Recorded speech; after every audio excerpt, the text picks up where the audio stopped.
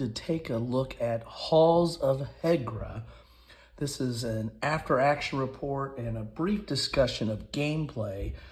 This has been on my game table for quite some time. It took me a while to get it played yet again before I wanted to do an after-action report. And I actually played it the last time while I was sick. I'm actually trying to recover from a cold, so I apologize for my voice, and hopefully it is not too much of a distraction as we go through this. But this is Halls of Hegra, a solitaire game dealing with the World War II battle for Norway. And this was, I did an unboxing of this, which I'll put a link in the video down below. This was sent to me by Tompet Games. I think I might have mispronounced that in my unboxing, but it's Tompet Games. I think this might be one of their first offerings. It is excellent production value. I'll talk a little bit about that when I get into a little bit of the gameplay discussion. And you can look at my unboxing to see what all the, how the components come out, but then I'll talk a little bit about them as I go through this. So Halls of Hegra, World War II, Norway. You were playing the Norwegians and you're kind of under a siege situation. This is the final result of the game, where I ended up winning the game. And the way you determine winning is, kind of can't see that, but I'll go here a little bit. And so you see this marker here. I had to have 6 units left on the board in order to win the game that were not injured. So I'll talk a little bit about that. This is kind of your track at the game. This track here kind of determines if you have an automatic loss. If you ever get to unconditional surrender, get up to this skull and crossbones box, you lose the game, and there are things that affect that box during the game. But this is how I ended up. I ended up having enough units left that were not injured, and they would be injured or dead down here. And so I had more than 6, so I ended up winning the game. So what is this game? As I said, it's solo, but it is not your typical hex encounter war game. As you see, there are no hexes on there. This has a lot of different Euro mechanics. I think it might have been, if I remember correctly, this was inspired by Robinson Crusoe, which is kind of a Euro game that's very brutal type of a survival game. This has some of those same components. This has bag building, which is, again, something that comes kind of from the Euro game world. This has worker placement, another kind of Euro game influence there. But you are creating a conflict situation in that this is basically the German siege of the Halls of Hegra, or the fortress, which is down here, and you were kind of manning that fortress. So let's talk a little bit about gameplay. You're going to start off on this board here, and these are very nice boards that you have here, and this is a mounted board as well that you play on. But this will kind of overlay here, and you start off with what fear and doubt, and that's going to affect, how the bag is being built. You have a recruit bag here as well, and it also affects morale. And these are some of the actions you have. You have open a new supply route, and you can negotiate, and you have to put 2 workers there, or 2 units there in order to do that. And here, if you put a commander, that's that star unit there, then that counts as the 2 workers. So you only have to put 1 commander there, and you get these effects. You're going to play that till you get to the coup phase, which is, I got to go down here a little bit. Here's your turn track, because you basically have 11 turns that you're going to play on this game. I played the easy versions. That's another reason probably why I won, is normally the coup starts on turn 3, and the retreat starts on turn 6. You can push those out a little bit and play a little bit of a modified game, or you can push them up, I guess, and play a little bit even tougher. So there is a little bit of flexibility to the game as well. But you'll play to that turn till you get to the coup, and then that changes it to the first attack. Then you'll flip this over, and this is the board you'll be playing on till you get to retreat, and then you'll set up the game board for retreat, and then you just play off of this board here and what actions it has. So what are some of the things that you're doing on your turn? Well, the main driver of the game is these units here, because this is going to determine how many of these units that are left or that are not injured or dead or in reserve, which is going to determine how you win the game. And so you're going to be getting these units. You start off with a certain number, but then you're going to be getting them out of the recruit bag.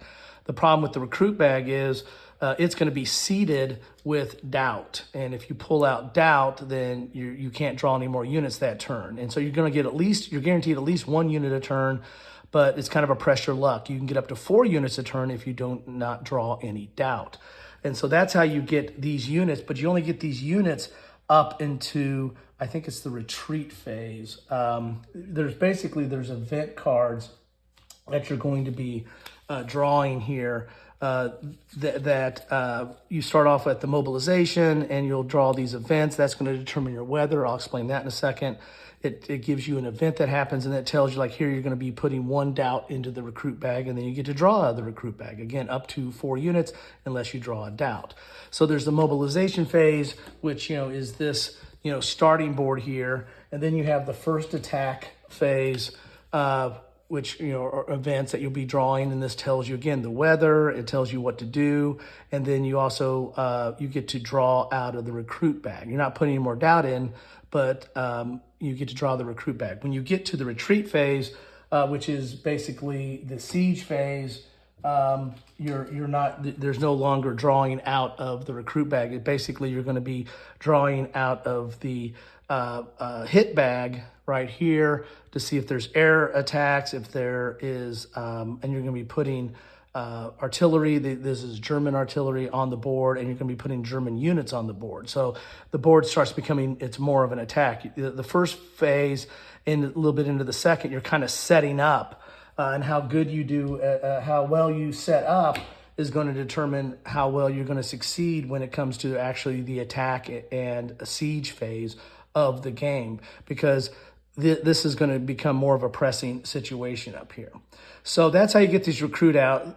Where do you put these workers or recruits or whatever you want to call them? Well, that's going to depend upon what board you're playing with. In the mobilization, you have some of these events.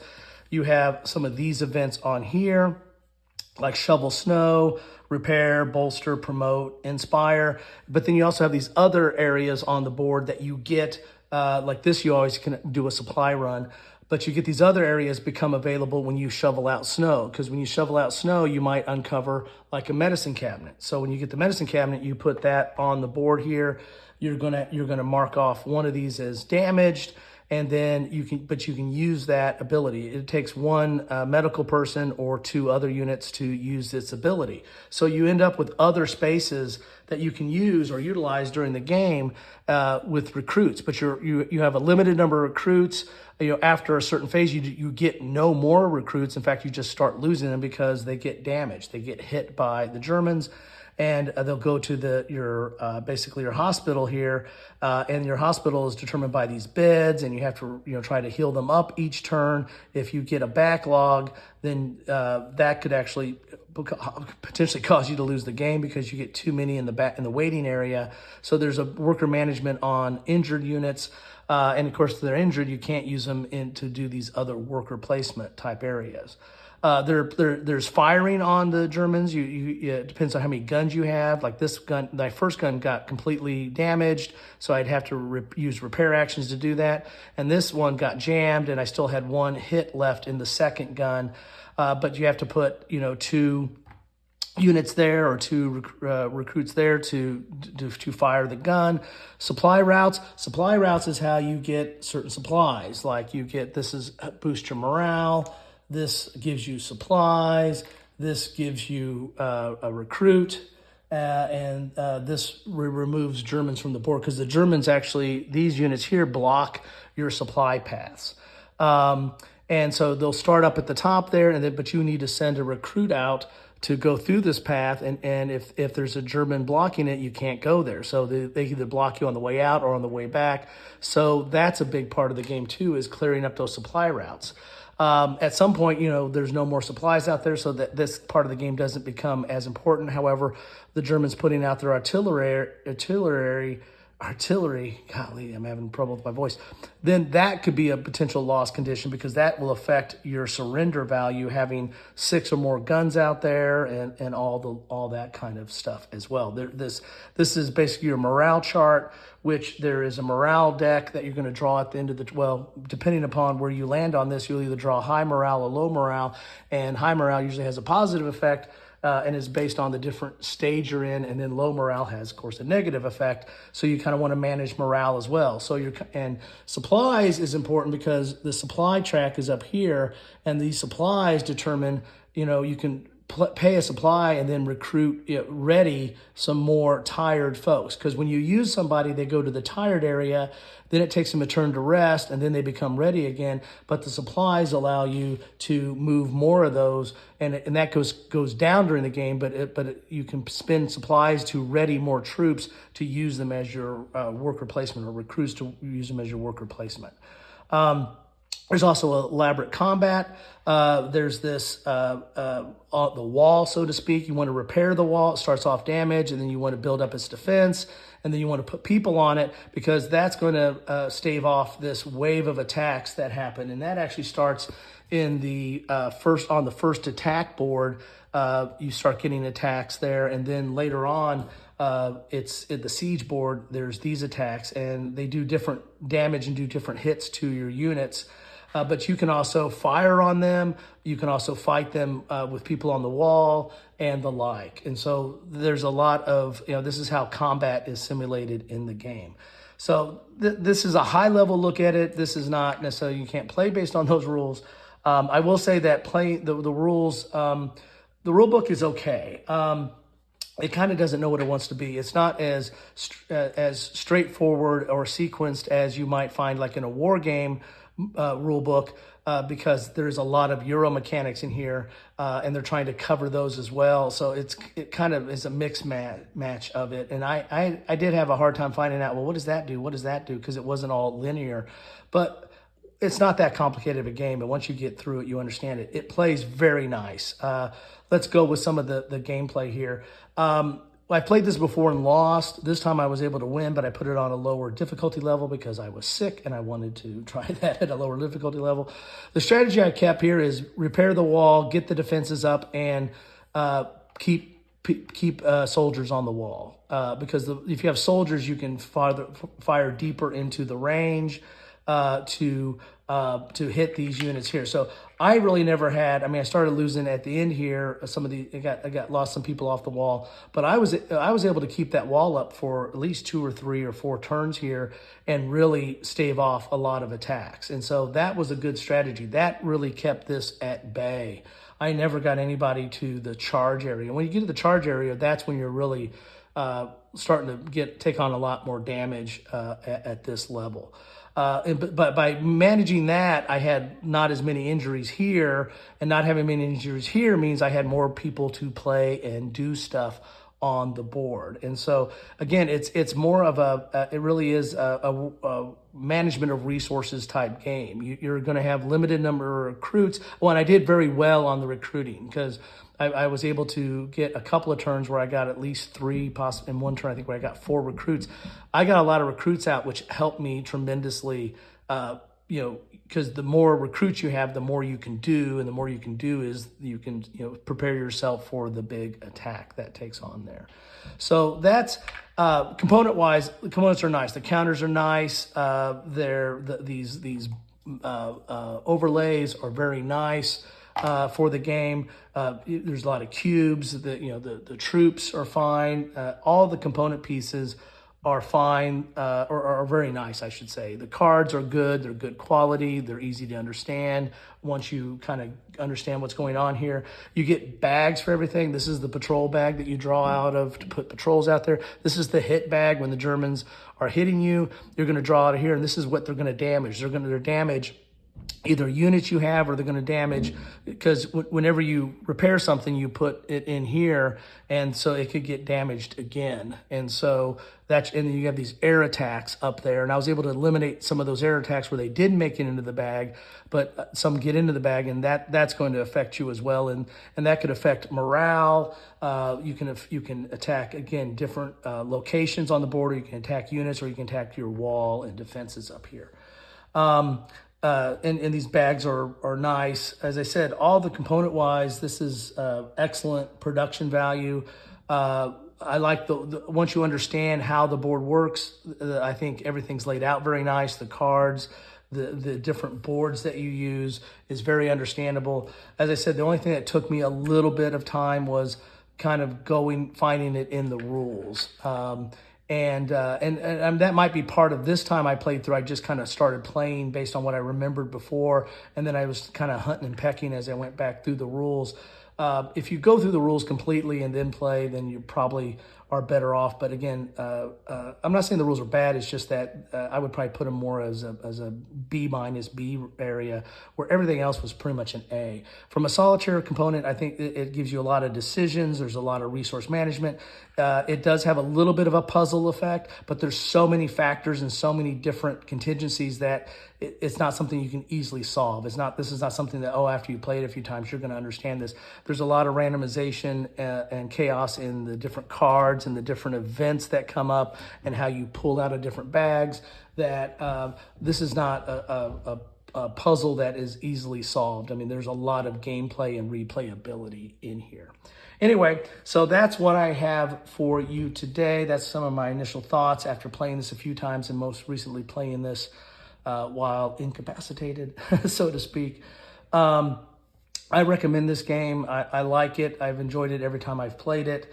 And I think, and the more you play it, it's been a while since I played it last, so this more recent play, it took me a little bit more getting back up to speed. So this is a game that if you played it 2 or 3 times, you're going to understand the mechanics, and you're going to really be able to focus on the strategy. I will say definitely the first time, and possibly even the second time you play this, you're still kind of figuring out, what am I doing? What do I need to focus on? What's important? Do I shovel snow to get these things? Do I use these things? Do I focus on the wall? What is important in this game? Keeping morale up and all that. I mean, it takes a couple of plays to figure out a strategy to this. But even then, once you figure out a strategy, there's a lot of curves this throws you. There's a lot of different things that happen that is going to change the game.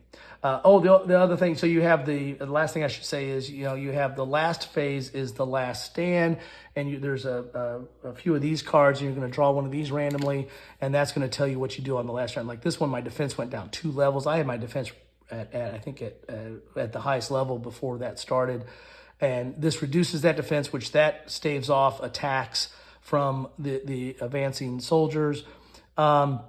And then you got to do all these things: air attack, artillery, more soldiers, and then they advance up this track as they get closer to a charge. So it's the last big push that you have to survive, and then whatever's left over, you're going to check again, this chart down here to see if you win. There's some optional rules to the game too. You can add missions to the game.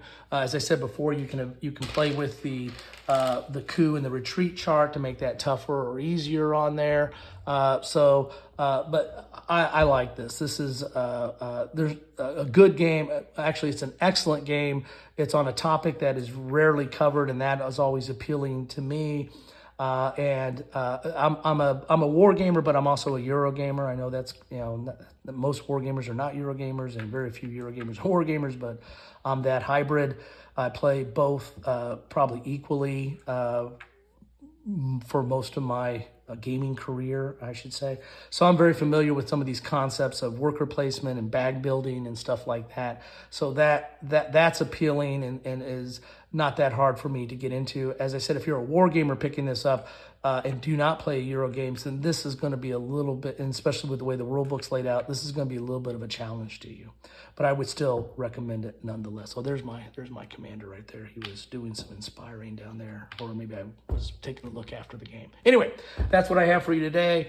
Halls of Hegra. I want to thank Tompet Games again, and I would go out and find this one if you can. It's a nice package. It's a good game if you like solitaire games. Whether you're a war gamer or not, this is a challenge. If you're a war gamer, this adds some new mechanics and new perspective to this conflict. And if you're a Euro gamer, then try this out. I mean, war games are not that scary. Anyway, thanks all. Take care.